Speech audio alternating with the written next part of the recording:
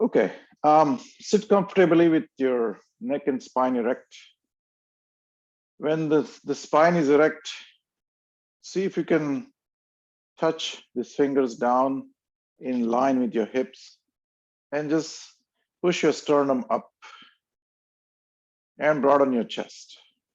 And so if you want to move these hands backward, that's also fine. And it's not a slouching pose, of course, it's not a relaxing pose, it's kind of engaging. It's also stimulating to the back, all right? By sitting upright, first of all, it tends to negate the gravity in that sense, because if you are leaning forward or backward, there's certain portions of the back need to constantly being engaged to keep you balanced and centered. Okay, so if you sit centered with your neck and spine erect, it'll help you sit comfortably this way. Okay, all right. Now, gently close your eyes and join your index finger with the thumb. And then keep your palms facing the sky. And gently close your eyes, look inwards, listen inwards. Let's take a journey. You're going on a journey today. And the journey is mostly going to be introspection, about observation, and about non-doership.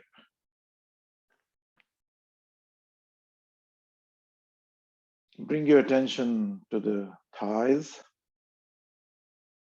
And all you have to do is just shift your attention to the thighs. There is no action required. The moment your attention brings or comes to the thighs, all that residual tension, residual stress will just relax. It will go away, it will dissipate. Just like when you shine a flashlight in the darkness dispels. It dispels the darkness, it vanishes. There is nothing to be done. Just switch on the light and the darkness goes away. Similarly, the attention is like a focus. Attention is like an open-ended, open-minded, not a particularly focused area, but just this huge searchlight. When it moves, it basically dispels the darkness in that area. And yoga kind of works like that. All it needs is moving the attention from one part to the other. From the thighs, let's see if we can move to the pelvis region. Through the pelvis, into the thighs goes the psoas muscle that holds all the negative emotions. Bring your attention to the psoas and let it relax. Move your attention further to the guts, to the tummy. Keep shifting upwards, come to the heart. And we would be surprised, the heart does also hold negative, positive emotions. It's affected by that directly. And just move your attention upwards, the shoulders, and the muscles around the collarbone also hold stress. Just give them the love. Just attention is the love. And all you have to do is just to take note of them. That's it. And then move to the crown of the head and let the attention drip in all 360 degrees as though you're pouring water. You're doing Abhishekam. Abhishekam is a Sanskrit word that means pouring water. But here we are pouring attention. Pour your attention on the crown of the head and it will drip in all directions. It will go to the neck, it will relax the neck, come to the forehead, and take all those wrinkles out from the forehead. Come to the ears, come to the cheekbones, to the nose, to the upper lip, lower lip, chin, the eyes, eyelids, and the ball sockets. Let it all just go.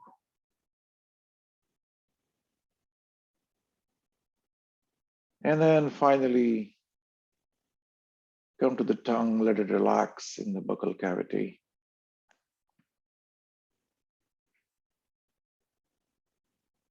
And push your sternum up one more time, broaden your chest, bring your hands to the heart center in the Anjali Mudra.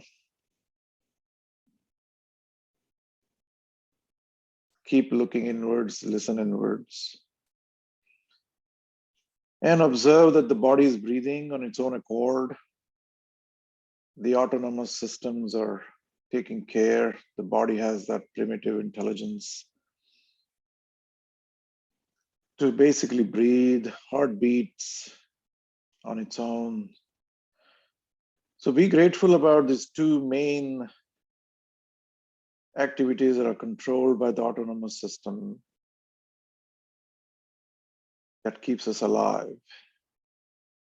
Be grateful to that and take a deep breath. And we're going to split the Omkar today in 3 different sounds. We'll start with just a primordial sound of ah. And without using the tongue, we're going to just close the mouth, just ever so gently from ah. The sound is the same, but the moment you start closing in the mouth, it will start becoming oo. And when the lips meet each other, it will become ma. It's the same sound. There's nothing happening at the vocal cord, but you will notice that with the sound ah, it comes from the belly button. Notice the vibrations in that area. The lower half of your body, you may see some or feel some vibrations in your thighs. And then as you keep on closing your mouth, the sound will move upwards to the chest, and it will, when the moment you close your lips, it will come to through the tongue. If you put your tongue to the roof of your mouth, all that vibration will transfer through the tongue into the cranial region. It will relax the pineal, the pituitary glands, the brain, the waves. Everything will be quiet and calm. So let's do that. Let's take a deep breath, please.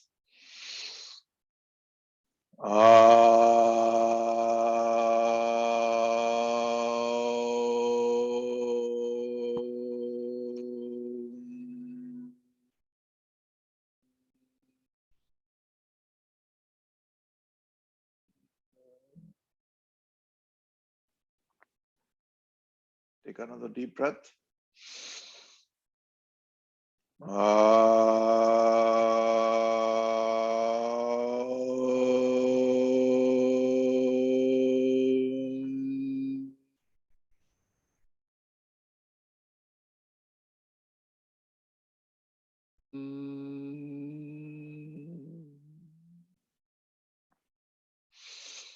Last one.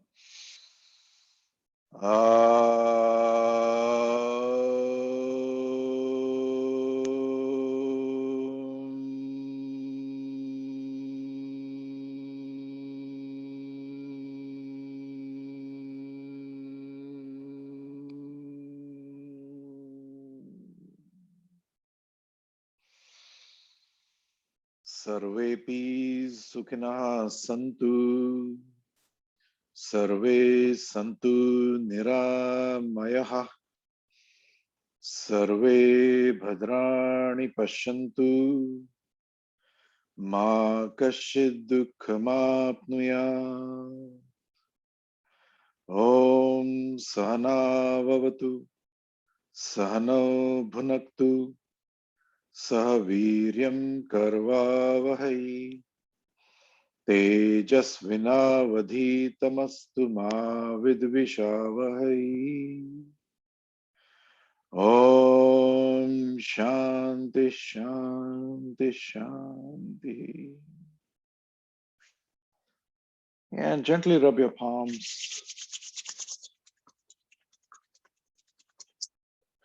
and cup your eyes and put all that energy back around the eyes to the eyes and the surrounding muscles, because there are some sensitive points along the eyebrows and along here.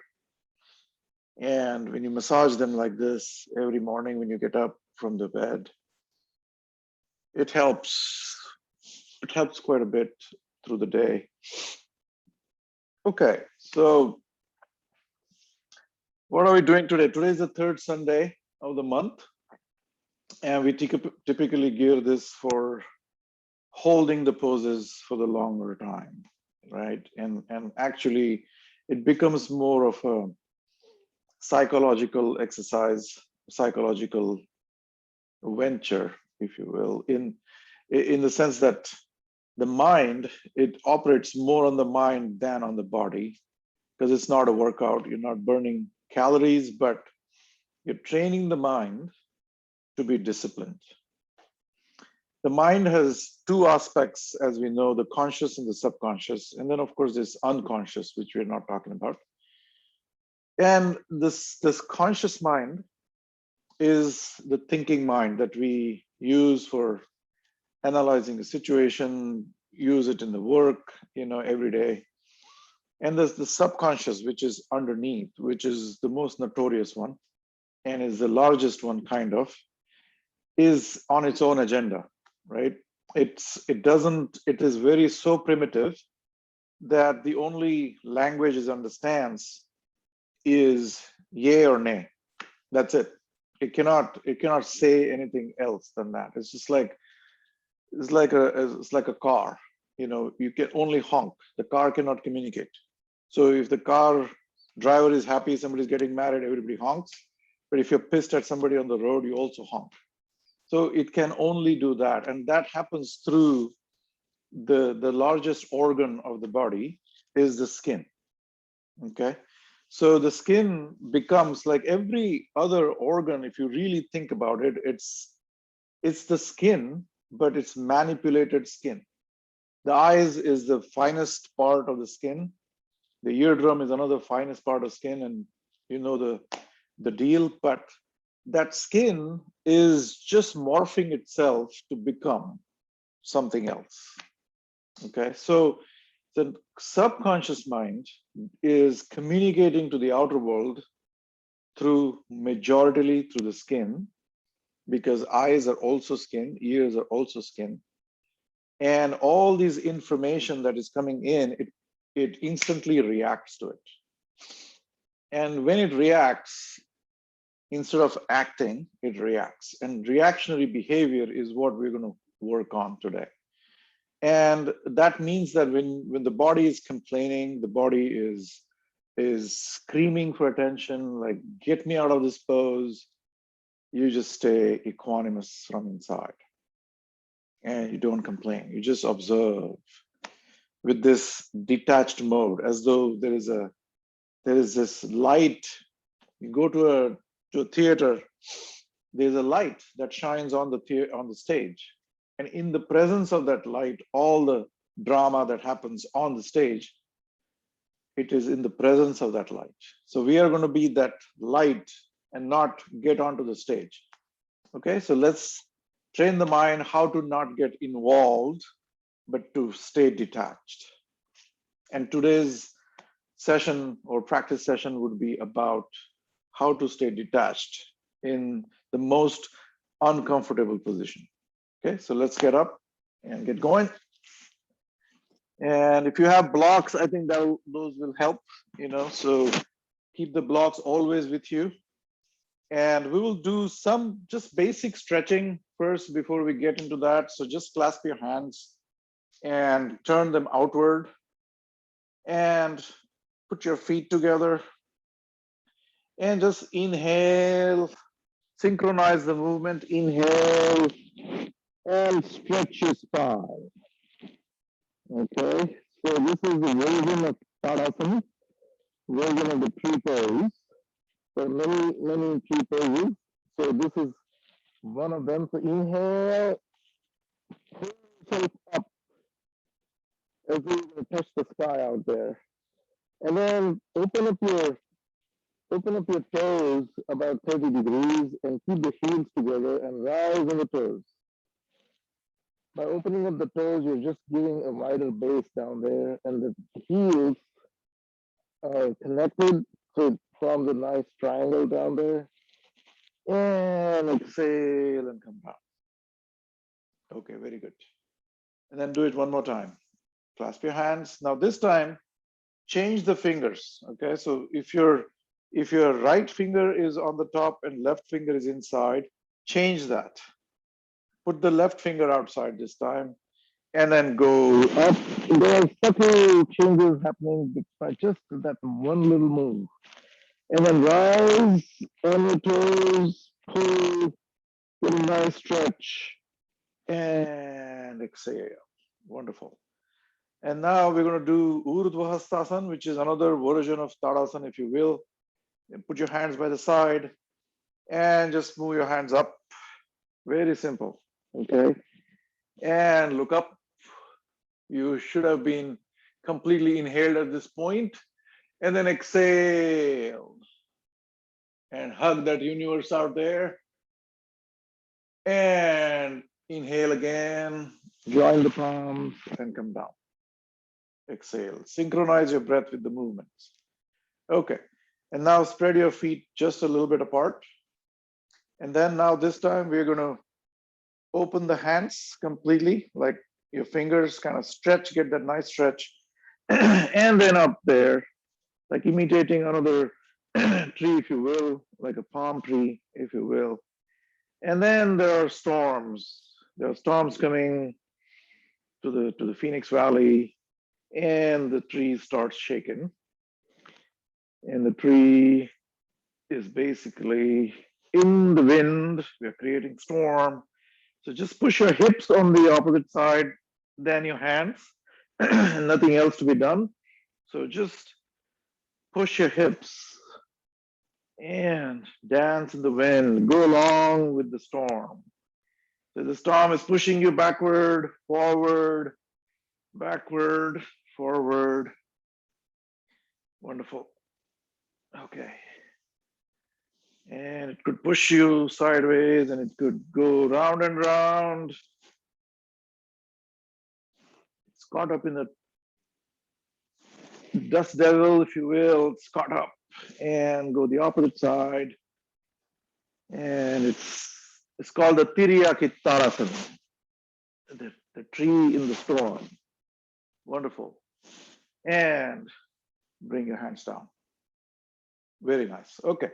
And then we're going to loosen the shoulders a little bit.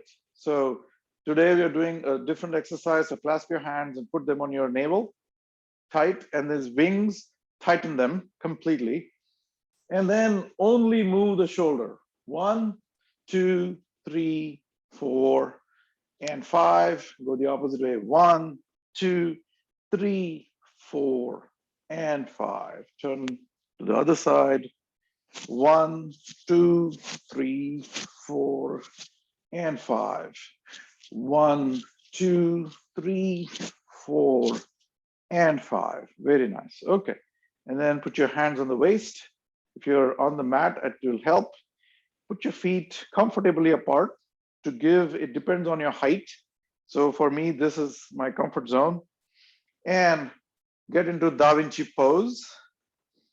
And we're going to twist and exhale. So when you're at the back and you look over your middle finger at the back, you're going to blow your nose at that point. So exhale fully here. And then inhale as you move and exhale. It's a dynamic.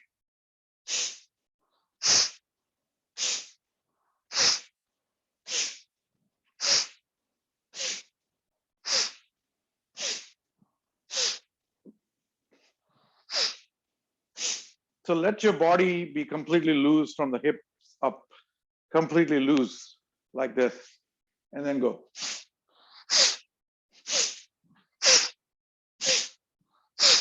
Very nice. Okay. And then we're going to go down to the knees, put your feet together, and put your knees together, hold the kneecaps, the patella, and then draw circles. 1, 2, 3, 4, and 5. 1, 2, 3, 4, and 5. Very good. Keep yourself bent like this. Open your hands up and exhale as you go down.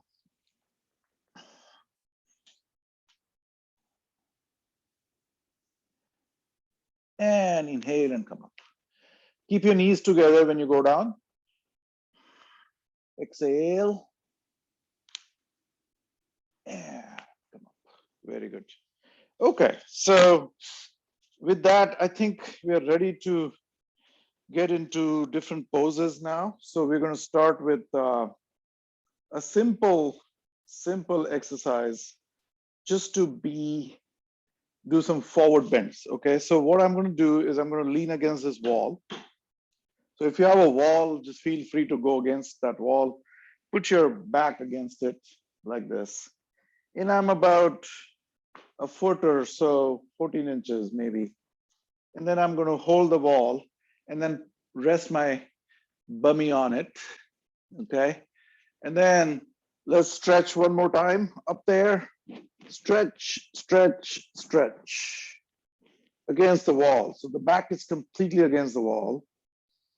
And you start bending. And if you want to use the block, you're more than welcome. So for those of you who cannot bend too much, you can always use the blocks. I'm just going to keep them here to demonstrate. And what we're going to work on is the psoas muscle that we discussed. And the psoas muscle and the hamstrings is what we're going to work on right now to begin with. And then you exhale, exhale. And you can already, at this point, you'll already start feeling that the entire back of the leg is being stretched, okay? And, and then keep stretching, come to 90-degree pose, Samakonasana, 90-degree pose. And then at this point, if you feel uncomfortable, you can grab the two blocks and then put them by the side like this and put your entire palm on them. And then push yourself up and see that your back is straight and not rounded off. So as long as you can keep the back straight, I think this particular pose is very, very effective on the hamstrings and on the psoas muscle. So keep that going, and then we're going to stay here for some time. So let me see. Okay. And let the body manage its breath. We're not going to interfere the breathing process. We're not going to interfere, rather not take any action on our part, other than just being here for some time and maintaining this pose. And then we will start the detachment from the mind and body right here. And let's go back to the stage that we talked about earlier, and let's be the light. Let's be the light onto ourselves. And let that light just shine on the stage. And the mind and body are left alone on the stage. And you're seeing yourself in that light. The attention that we talked about earlier, you're basically just giving attention to the area where there is maximum tension, maximum stress. And right now, you may already start to feel the heat developing in your calf muscles, behind the knees, and in your hamstring, of course. But make sure you don't get any kind of acute pain. And if you're getting any acute pain, just back off. But otherwise, just stay here. And soon enough, like we described, that the subconscious mind communicates with the outer world in its very, very primitive stage, like a microbe. You know, a microbe, single cell organisms, all they have is that outer boundary. And that same outer boundary, the skin, has evolved in billions of years into this complex organism called the human being. So each cell of the body is still kind of in its own primitive world. It doesn't know. It doesn't know that it is part of this huge city of cells where trillions and trillions, almost 7-8 trillions of cells are living together. And all those cells are, at this point in time, all the cells and muscles around here are starting to complain that there are riots. We're creating a riot in that zone, which is here. And the subconscious mind is obviously responding to that in a reactionary way. You will feel that it is telling you from within, it is coaxing to get out.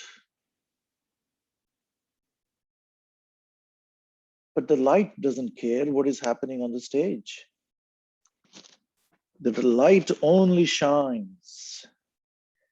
It only shines dispassionately. It only looks at things with the trayastha bhav. Trayastha bhav means a third person that is observing. There's a third person that just observes. You're walking on the street and you see an accident on the road. You just observed as a witness. You're not involved in that accident. You only witnessed it. Similarly, the light is only witnessing the ruckus that we're creating in the body. The mind is trying to rescue it from this awkward pose. And if you want to turn the blocks sideways and go further deeper in, you're more than welcome. And if you are able to touch your toes, that's even better. And when I say better, it really, I'm not trying to set a hierarchy here. All I'm saying is that at a physiological level, you're getting probably a little bit more stretch and benefits out of this complete stretch. Now, there's another level to this, is to touch your forehead to the knees, okay? And if you're able to do that, I would say do it without bringing any kind of sense of doership.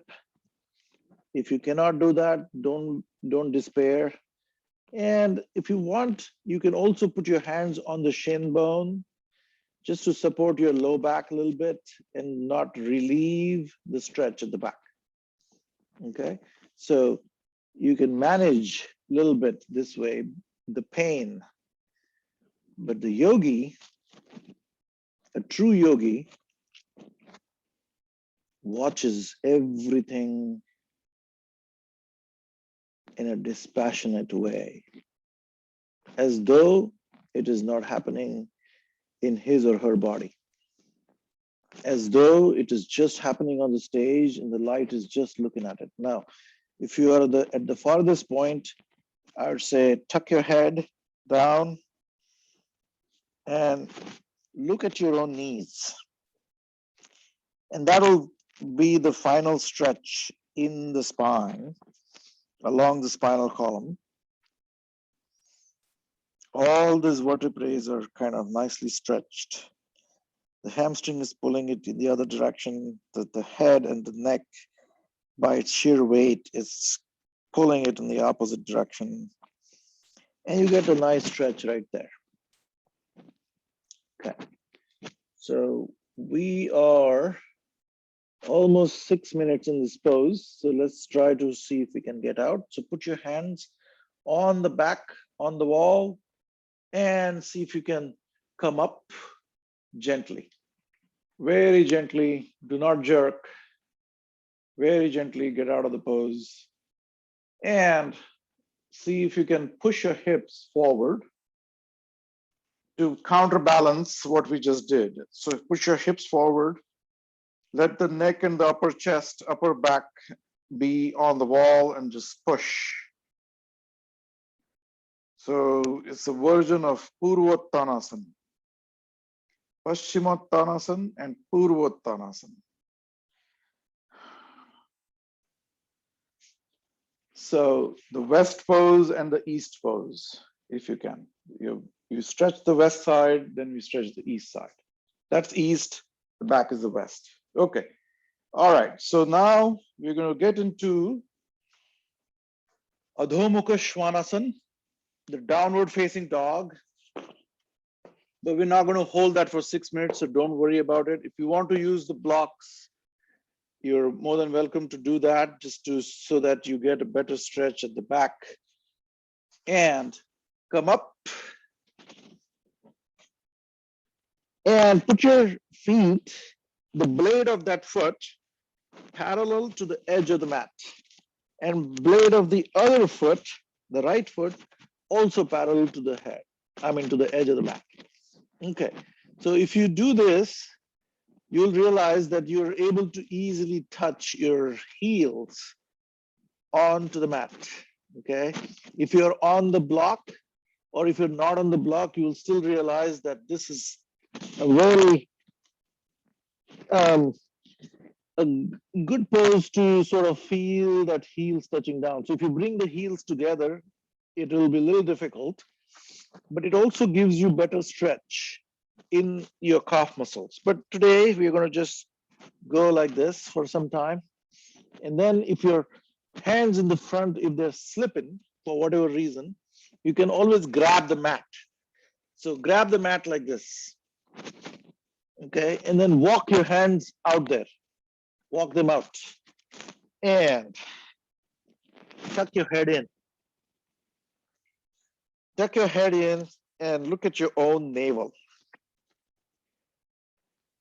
Adho Mukha Svanasana, the downward facing dog. If you have any injuries in your shoulders, please don't do this. But this could potentially become a nice resting pose if you have the stamina to hold this pose for a long time. It takes a while. And then with your hands, broaden your shoulders and then push with the hands in. Go deeper. And then look at your own navel. So that means you're pushing your chin against the chest. The goal of this particular pose is to touch your forehead to the mat. And it becomes a sort of a, right now, the shoulders are working really hard, but the idea is to transfer that weight onto your hips by pushing the hands.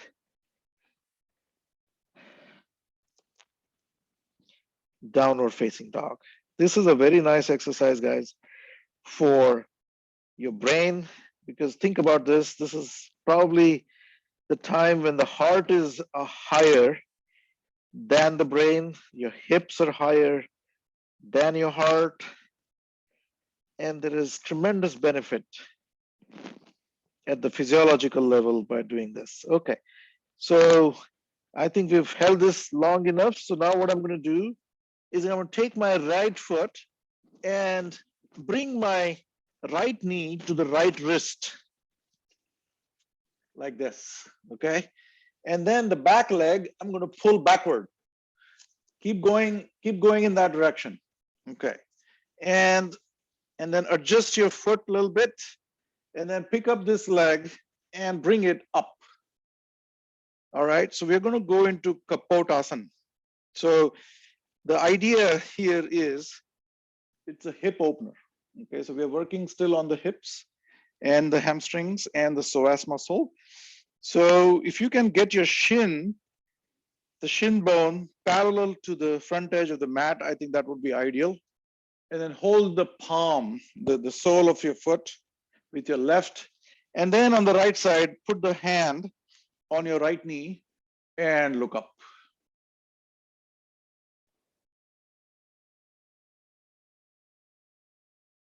And obviously, in most of our cases, the right butt is hanging up in the air. The goal here is ultimately to let it rest on the ground, and that could potentially take a lot of time. But also when the muscles are stretched, right, they don't cooperate with flexibility. The flexibility and stretching, they don't, the stretched muscles are going to rebel. You know, your subconscious mind is trying to be cautious because it is only sensing the sensations of pain at this point, and it knows that more pain is going to now be inflicted on the body, right? And this is all pleasurable pain, by the way. I'm not talking about acute pain where you're trying to shear off something or cause a tear in the muscle. No, we're not talking about that. This is just stretching the muscle. But by stretching that muscle, it creates a little bit of pain there, right? And when it is in that pain, it is stressed out. When it is stressed, it doesn't cooperate to be flexible. So what we do is you can take a block and put it like a wedge, put it under your thigh, and immediately you will feel a little bit relaxed there. And when the muscles relax, they cooperate better. Okay, so look up, put your chest out there, broaden your shoulders, and look up.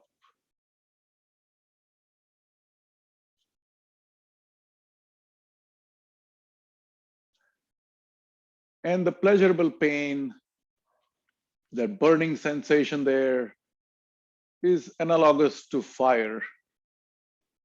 And the yogi, with his tenacity, burns or gets roasted in that fire of the pain, in that burning of the pain. And that is where the true kind of psychological growth starts to happen. And at this psychic and spiritual level, some level of detachment will start taking place. If you're observant enough, if you observe dispassionately like the light and see what is happening on the stage, then what is happening here is that the witnessing element in us, the Sakshi, is only witnessing the accident or the drama that is going on the stage. And that creates this rift. That rift is extremely important. Right now, we are associated with the mind and the body. That I am Amit. When I say I am Amit, it takes care of, or basically involves what is happening on the stage. It is happening to me. I am in pain. But when we create that rift will make us realize that the body is in pain. The mind is in psychological pain. But the light is untouched. And that is the rift that brings us back onto ourselves in the mode of self-realization. the self realizes itself, that it is neither the body, neither the mind. And that could happen, that realization can happen in any form, any place, anywhere, any moment. You just have to be alert. You just have to be observant from within. We should be able to watch the mind and body like a hawk watches its prey. Now, what we do is we're going to bend down, and with the right hand, we're going to grab the big toe, and now the front edge of the mat, my elbow, the forearm, and my shin, all of them are parallel to each other, okay? So once I'm in this pose, you take the other hand and put it down. And you're going to be in this. Kapotasana is a pigeon pose, as though the pigeon is eating from the dish, whatever it is eating. We're basically going to take our pose down. We were in that excited pigeon pose earlier. It's called the Raj Kapotasana. We didn't complete the entire pose, and it's okay, because we are neither the body, neither the mind. And we're just observing what is happening. Every action is to be observed without reacting, without getting involved in that action. We're just shining the light of attention. Attention is the exact opposite of concentration in the spiritual world. Attention is an open focus. Attention is, have you ever taken the test, the eye test at the optometrist, right? They have that little machine, and you put your eyes, and then they ask you to, they'll shine this sparkle or the black dot. It happens anywhere in that space, and one is supposed to notice it and press the button. That needs attention. You don't know where and when that dot is going to appear, but we are in full attention. We are fully paying attention towards wherever the dot might happen. We acknowledge it and we press the button. Similarly here, we are in this attention mode. We don't know when that detachment is going to happen, but we are always attentive, fully attentive, and not trying to concentrate on something. We are just in that open focus mode. Just observe. Be in that baseball field out there. You don't know when the ball is going to come your way. We are fully attentive. The ball might come from any direction, from anywhere, and we are alert. So now you can do is put the hands out there. You can spread them if you have more space, and then put your forehead down. We're going deeper into the pose. So put your forehead down. Put the forehead down, see if you can touch it. And this is the maximum stretch that this particular pose offers. And you may feel that your butt, the glutes, the abductors, adductors, everything's getting stretched. And just bring your attention to, like we said earlier, just shine the light of the attention in that zone, and it will dispel the darkness. It will dispel all that stress and the stretch. And then suddenly you may notice that you can take that pain. It's not that bad. And try to locate the pain. See if you can locate the pain exactly. Where is the pain? Let's try to find it. Where exactly is the pain? Once you locate it, plant your lips as you're exhaling out, plant your lips in that particular place where you located the pain is happening, and then gently blow to the center of the lips. So we are doing two things.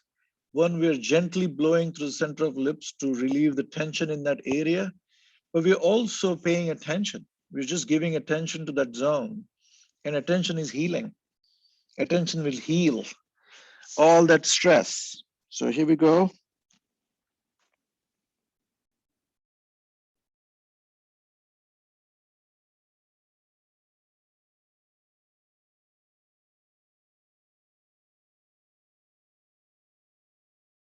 Close your eyes and just be here for some time.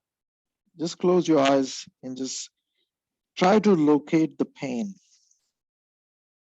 How big is that area where there is pain?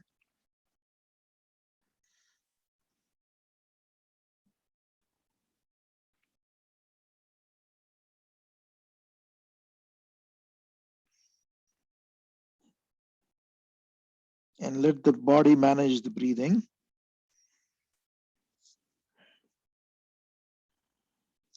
Curl your toes at the back. And then put your hands by the edge of the mat and then gently push and come up. Observe how the mind instructs the body to push. Observe that. And then the body acts upon it. And we come out. When we come out, be very gentle with the body. And let's get into Balasana. So keep your hips apart. And then we're going to just stretch ourselves and relieve all that stress. Okay. Now, once you take a couple of breaths here, you will notice that in this session, we are not raising the heart rate. We're letting the body manage the heart rates on its own. Okay. So we're not raising the heart rate. My heart rate is right around 75, 79. Okay. And then I go back to Adho Mukha Svanasana. And we get another little stretch here. And then look up to your navel and push with your hands and see if you can rise on your toes. Rise on your toes and push with your hands. Push, push, and then put your heels down again. And then this time we're going to do the opposite. So take your left foot and bring controlled, okay? This should be a very controlled, swift movement. And put your knee at the left knee, wrist, okay? And then you will notice that your left side, if you're, depending on the dexterosity, your left or the right will be a little bit more stiffer or a little bit more flexible, okay? And that's okay. You just accept the fact. We're not fighting the facts here. We are just acknowledging the fact that the left side is a little tougher than the right side. That's it. You just acknowledge it. You shine your light on that, and that's it. You just acknowledge that, what is happening, and then pick the left foot, get the right hind leg, stretch it, and put the left leg out here, foot out here, grab a block, and then put it and wedge it in here like this, okay? And then you're gonna grab the left toe with the left hand and try to get the shin parallel to the ground. Okay, so now, okay, sorry. Before we go there, we're going to do the excited pigeon pose, the Raj Kapotasana. So put your right hand on the left foot and your left hand on the right knee, on the left knee. All right, there we go. And then we're going to look up. If you want to complete this pose, fold the leg at the back and see if you can hold it with the hand and touch the back of your head to the sole of the right leg. That would be like a complete Raj Kapotasana. Okay, and then we're going to look up and start scanning the body, see where the pain is. In that attention mode, we're going to find where is the pain, because now what is going to happen is your mind is in the anticipatory mode. It is going to anticipate that, okay, on the right side, when I was doing this pose, the pain was in such location, right? So now it is going to expect it. And the body may or may not have the pain in that place. So let's see if we can scan the body. And by looking up, scan the body and find the most uncomfortable, discomfortable position that has the maximum pain there. And from the attention mode, you can come to concentration mode, if you will. Now that you've located that spot, focus all your energy in that area. And the moment you focus there, it will start dissipating that pain. It will dispel the darkness from that area. And I'm not trying to impose anything. Observe that for yourself. Just observe, take note of what is happening at the physiological level. And also take note of what is happening at the mental level, the mind. Yes, it is mind over matter, but there is something beyond matter as well. And that is the light, that is the consciousness, that is the awareness, that is taking, just only notices, doesn't react. There is no reaction or action at the level of the light. All that action, reaction, everything, all the laws of physics, biology, chemistry, everything are just in that physical matter zone, which is happening on the stage. So observe all that dispassionately, and someday, somewhere, sometime, it may get internalized fully. And suddenly everything changes. Suddenly the world changes. Suddenly everything becomes one, and we are one with everything. And that may or may not happen. It's just it's whatever the mind and body has been programmed by the universe. That is exactly what happens in our lives. That program is the natural process, it's the evolutionary process. We are in that river. And we can't be saying, oh no, I want it happen now, here and now. So that insistence actually even takes us further apart, because then there is a doer. There is somebody who wants it, and it doesn't happen. There was a great philosopher in Mumbai. His name was Ramesh Balsekar. And I always remember his one statement. And he said that the beggar did not choose to be a beggar, and the saint did not choose to be a saint.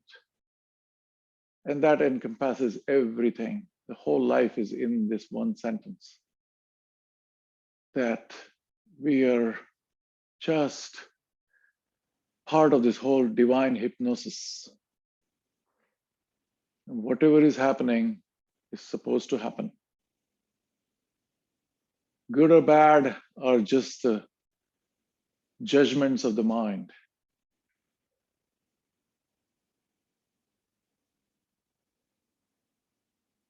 And we are just that light, that pure light that shines on the stage. And keep looking upward, keep scanning your body. And you may have realized that the body has settled in this pose now. So now let's bend downward. So observe how the mind is asking the body to bend and to let it go, right? So be aware. That awareness is what someday going to come to fruition. Okay, so now with the left fingers, the index finger and the middle finger, hold the big toe on the left side. Put the right hand in the front and tuck your head in.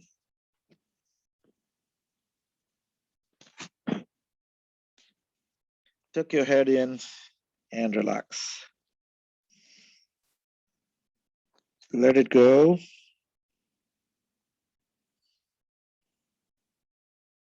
Just observe what is happening inwardly and outwardly. Scan your body outwardly. Try to see where the pain is. And inwardly observe the struggle of the subconscious mind. Observe how it is reacting internally. It is screaming to get you out of the pose. And that's the coping mechanism. The coping mechanism is in the body to kind of shy away from uncomfort, discomfort. And we are just here trying to purposely put ourselves in these difficult situations where we test the mind, the tenacity of the mind. We're just testing the mind here. See how far it can tolerate. How far can it be accommodative? How wide it can open up and be inclusive and not exclusive of the pain, because pain is part of life. Whether it be psychological pain or physical pain, we have to learn to deal with it, have to learn to accept it. And when we are accepting that without any complaint, we go beyond the pain. You have to rise above that pain, rise above that minutia without complaining. That is the true tapasya. Tapasya, tapa means tapna. Tapna means to be tempered in that fire of pain so that we become tough internally, then we can handle things comfortably. If you are at the work and you are in a meeting and you are in tough situations many times. I was in one yesterday with another client meeting. And you just have to be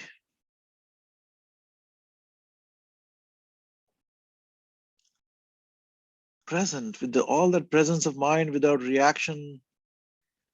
You just observe. And it calms the opposite person down too.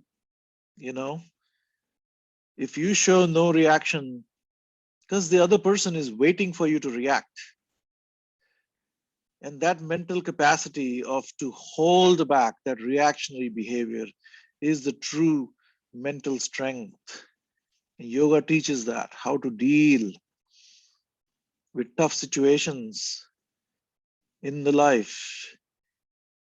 Okay, and put your hands down and see if you can go deeper.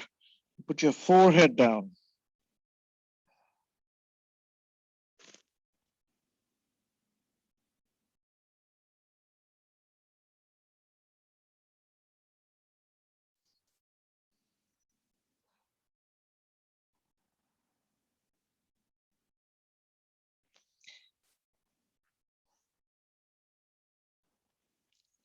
Let the body manage the breathing.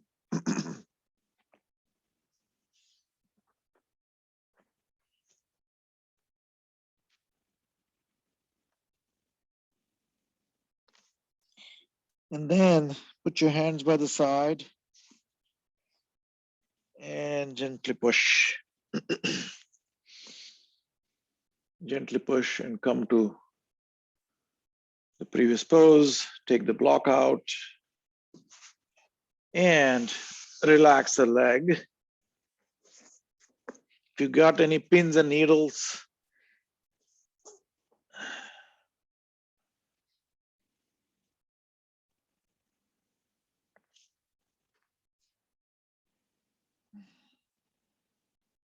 and sit in simple Vajrasan. Vajrasan is, there are a few ways that it has derived its name. So I'm sitting like this. I'm resting my bummy and supported by these heels. The toes are together at the back. So at the center of the spine, there is a Sushumna Nadi. Sushumna Nadi is a meridian called Sushumna. It's an energy channel. There is no physical existence to that. But there are these energy meridians in the body. There are 72,000 of them, according to the yogic science. And you may have also heard about it in the Chinese medicine, about the acupressure, acupuncture, and they exactly know where that needle needs to go because they know where the meridians are. And they by doing that, they release those energies out and one feels better. I don't know, I've never experienced that.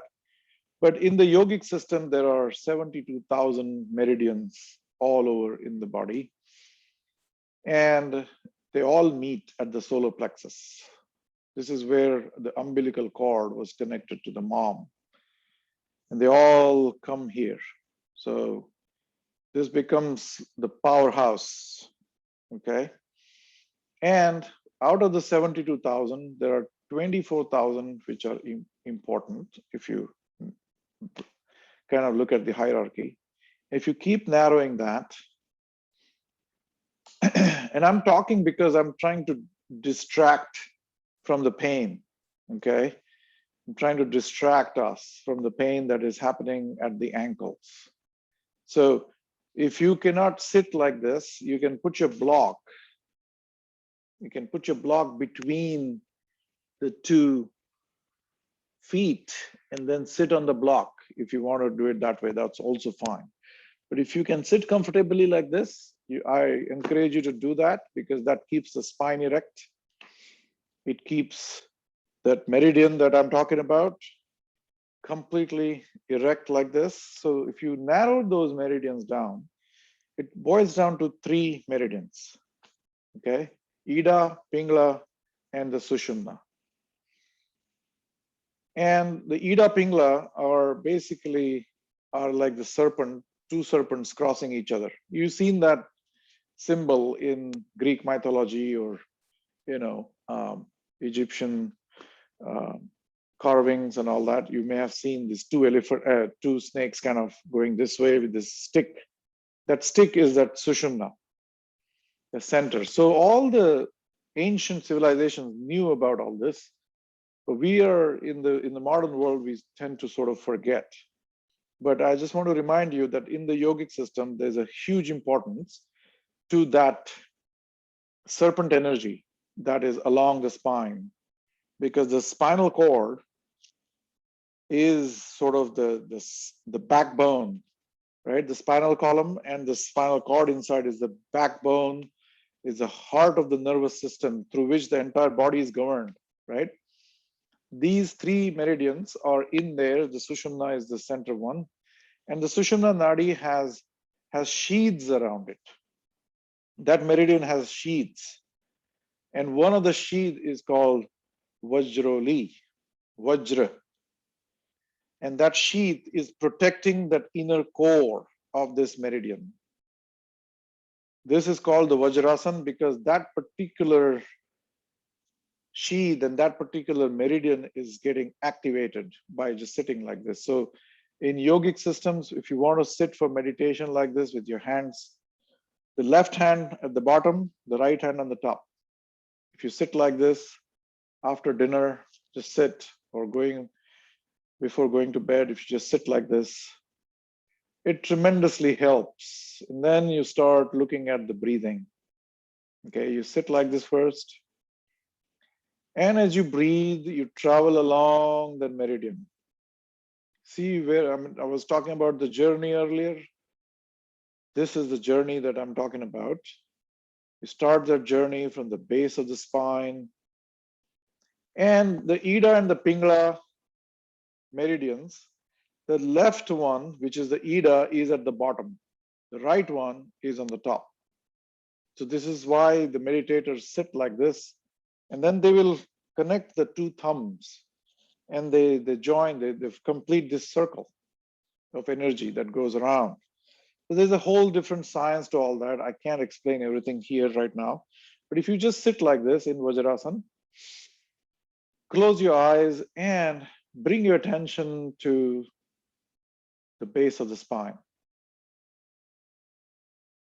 the perineum, where the spine comes to an end. And focus in that region.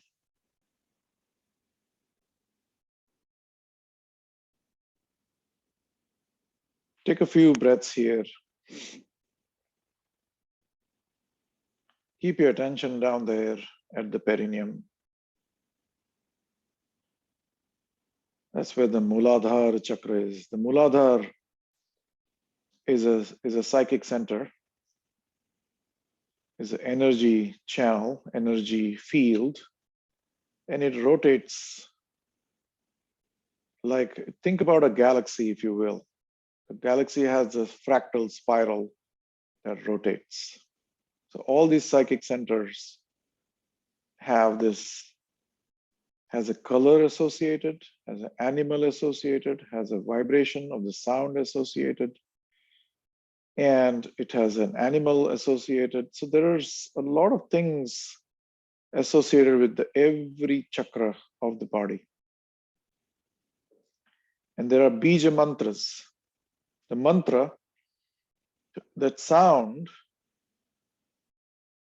of the Muladhara chakra, it basically focuses and awakens that particular psychic center.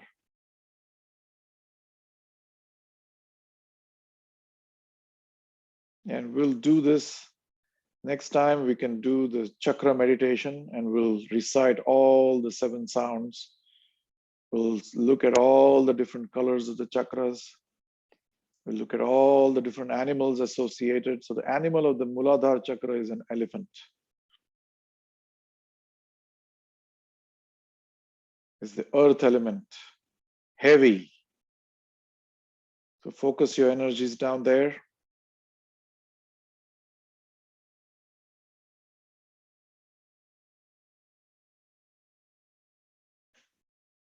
And then breathe in and come up to the Swadhisthana chakra, which is 2 inches below the navel along the spine.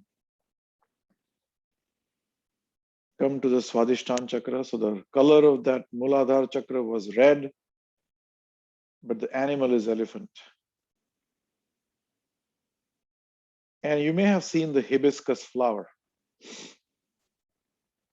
They say that the shape of that, although it is fractal spiral, but it's facing downward, and it has the color of the red hibiscus flower. And it is the elephant, and you may know that this elephant god, the Ganesha, and in the stotra, I've said that many times, in the Atharva Shirsha stotra, there is a sentence, Muladhar stitosi nityam. So the seat of the Ganesha, the seat of that elephant, of that red color, is at the Muladhara chakra, facing downward. And this is why during the festivities, we offer the red hibiscus flower to the Ganesha. We all have done it as kids. Even now we do it. But this is all about that. And I don't want to get into mythology here right now, but we come to the Swadhisthana, and the color of the Swadhisthana is orange. So imagine orange in your Chidakash, in this orange color. Let the entire mind space be orange. From red, we shift it to orange.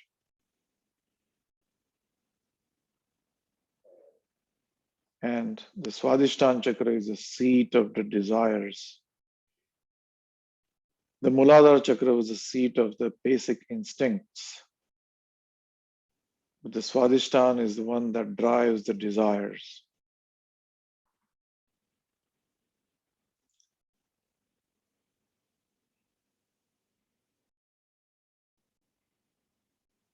Orange, deep orange.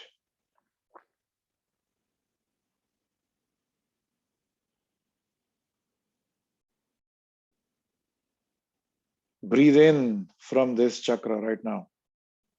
As you breathe in, think that you're breathing from the Swadhisthana chakra, the Swadhisthana psychic center. Breathe from there.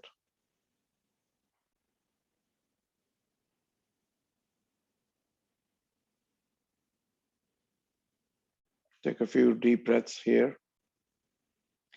And then move your attention to the navel. We're coming to the Manipur chakra. Manipurak, Manipur. The color of this psychic center is yellow. So imagine the yellow color in the mind space and take a deep breath. Let that breath be colored with the yellow color. Breathe in yellow. Breathe. Take a deep breath.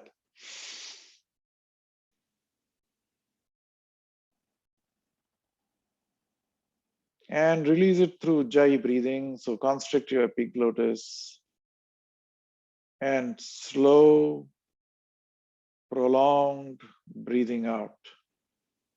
Take a deep breath again from the Manipur chakra, from the navel. Breathe in from the navel. And let it go very gently, controlled.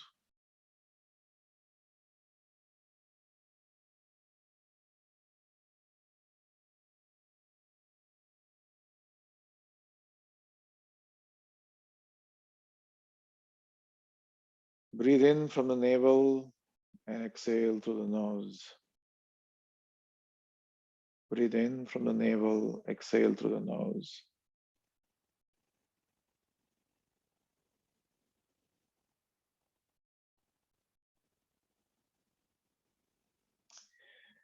And as you exhale, you shift your attention to the heart center.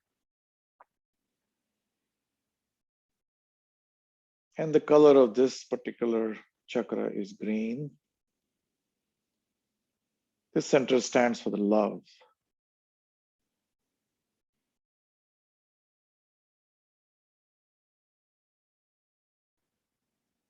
Unconditional love. And just today I posted Swami Vivekananda's thing about love. And love, he's talking about, there are many dimensions to the love, many facets to the love. But the purest form of love is just pure consciousness, pure existence, pure Sakshi Bhav. Just love by itself. Not it is unconditionally existing. It is not dependent on anything. It is not flowing towards something, but we are that love. Our own existence is that love.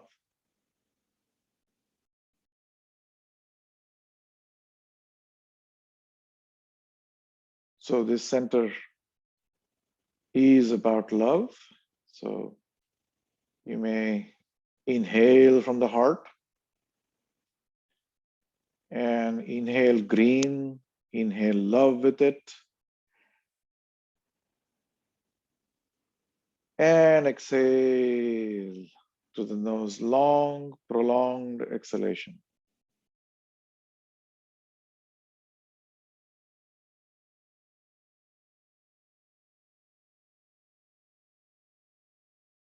Take another deep breath from the heart.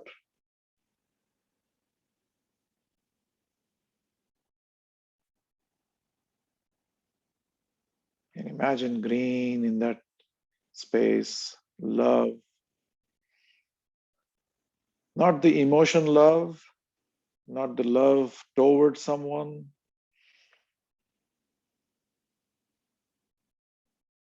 but just love.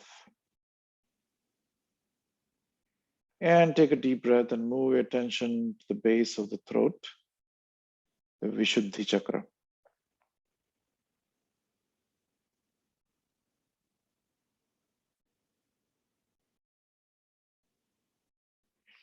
And the color of this particular psychic center is electric blue. It's blue. It's that radiant blue, electric blue. Think about the blue flame. Think about the lightning, that blue, the spark. It is vibrant blue.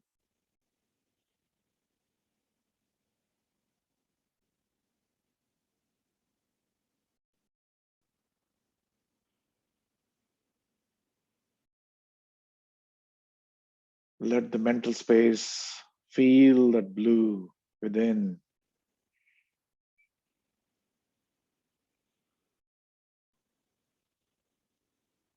And this particular center is about emotion, it's about expression, it's about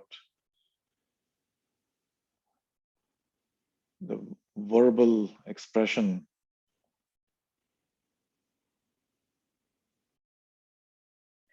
And when we are in situations where we get choked up sometimes, we can't talk.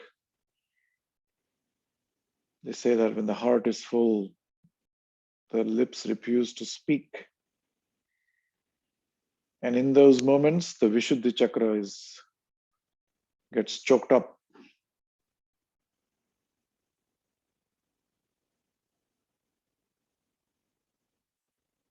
So focus your attention on the base of the throat and breathe that blue and open up. Give that heart the space to express through the Vishuddhi.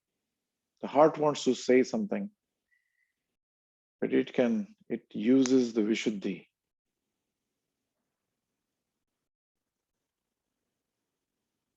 to project that voice, to project that emotion out there.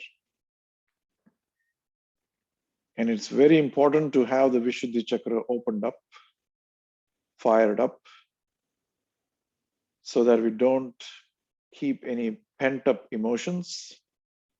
Because these pent up emotions get stored in the heart, they get stored in the psoas muscle, and various other muscles they get stressed up, you know. So pay attention to the Vishuddhi chakra and open it up. And the humming that we did earlier on, that humming really helps the Vishuddhi. Just simple, take a deep breath and hum. Mm.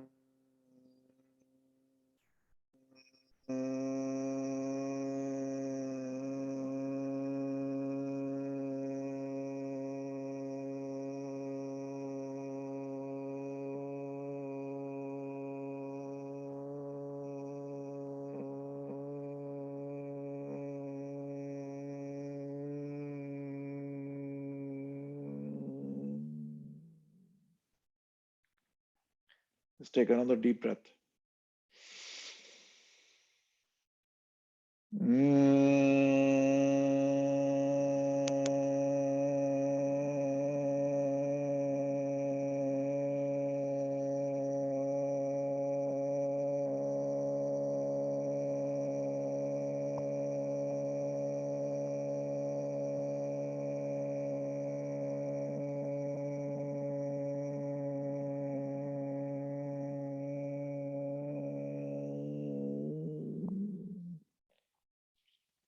One last one. Take a deep breath.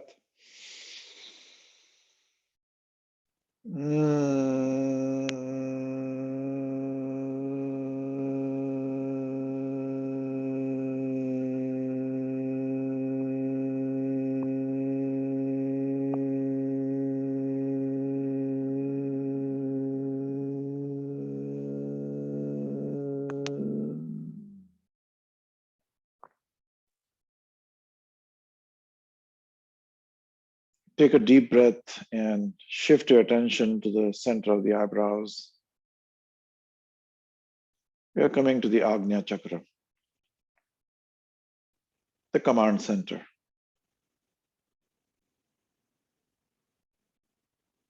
This is one of the most important centers, the location of the third eye. This is the command center that commands, it controls. There is pineal gland and pituitary glands, the adrenal glands.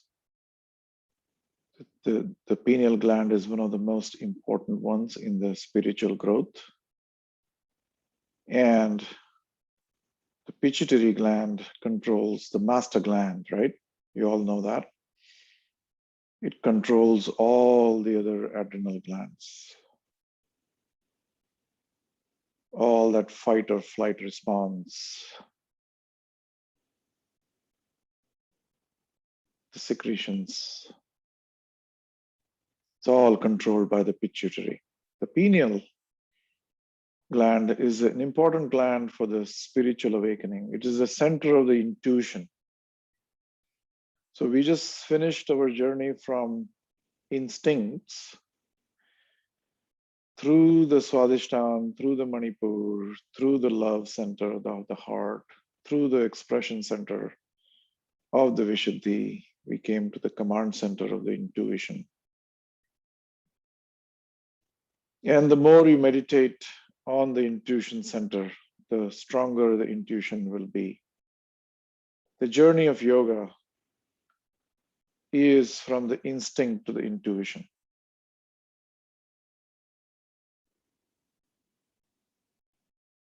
And the color of this center is indigo. Imagine that beautiful indigo lotus flower. Deep indigo color.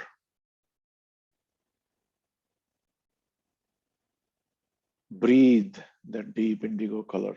Take a deep breath from here.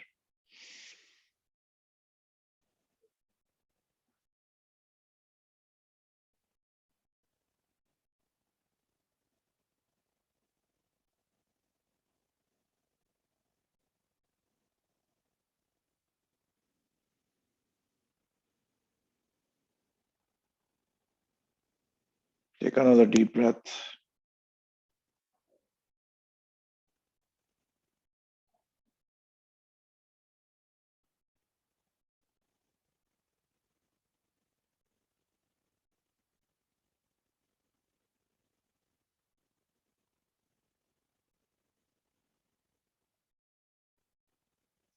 And as you take a deep breath, another one, shift your attention to the crown of the head. That's the last chakra, the Sahasrara chakras. There are other centers too, but these are the main 7 centers that the yogic system talks about. And the Sahasrara chakra and the Muladhara at the base, they're directly connected. And the command center and the Swadhisthana chakra are directly connected. And the Vishuddhi chakra and the Manipur chakra are directly connected. and the heart center is on its own. So when we are focusing on the Sahasrara chakra at the crown of the head, the color of this chakra is violet. Imagine violet in the mental space.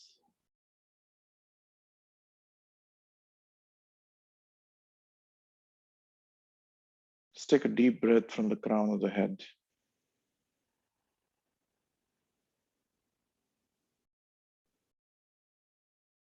And let it go. Long, deep, long, prolonged exhalation.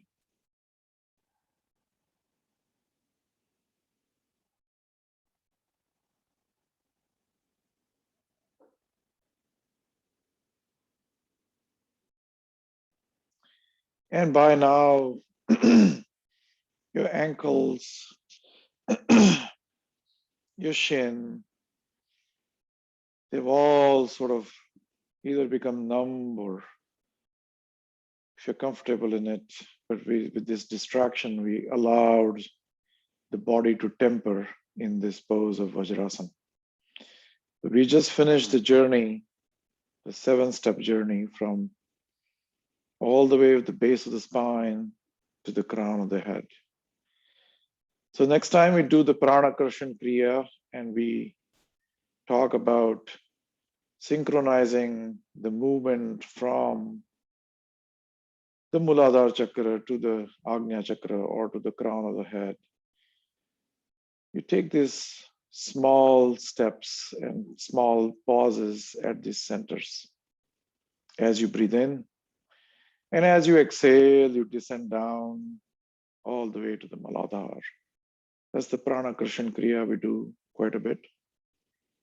That generates more prana, pranic energy, generates more awareness. And with that, we should close our session out. So if you want to get out of the pose, you can get out. If not, you can continue sitting here. Bring your hands to the heart center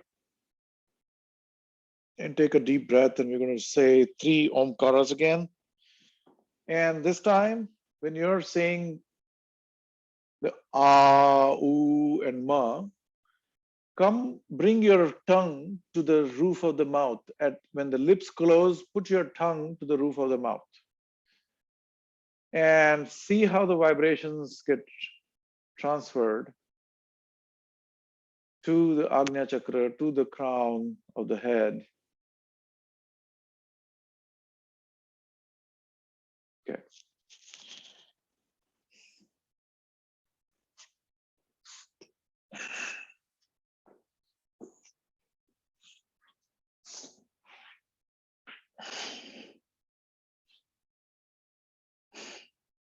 Take a deep breath.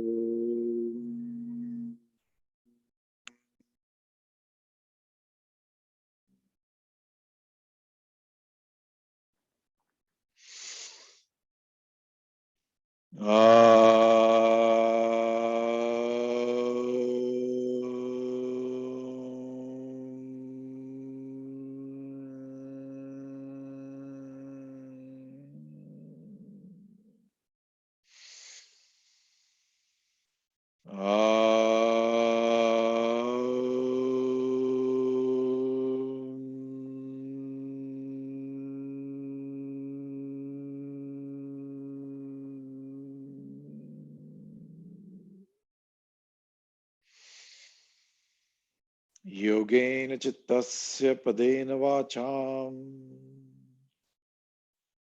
malam sharirasya cha vaidakena yopakarotam pravaram muninam patanjalim pranjaliranatosmi. Abahu Purushakaram Shankha Chakra Siddharinam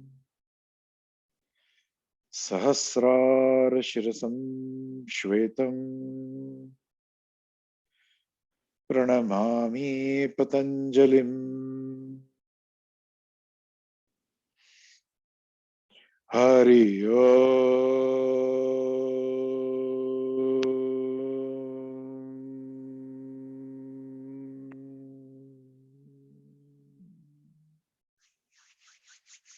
Rub your palms. And cup your eyes once again. You may notice that this initial cupping we did and the last one, there is subtle change, subtle changes. Notice them, acknowledge them, and let them go. Okay, with that, we end our session for today, for Sunday. The next one is all going to be about pranayam and meditation. So if you are interested, please join, bring your friends and families to the next session of pranayam and meditation. Thank you so much for being here today. Thank you. Thank you, Amit. You're welcome. Yeah, Thank you, Amitji. you're welcome. Thank you. Thank you.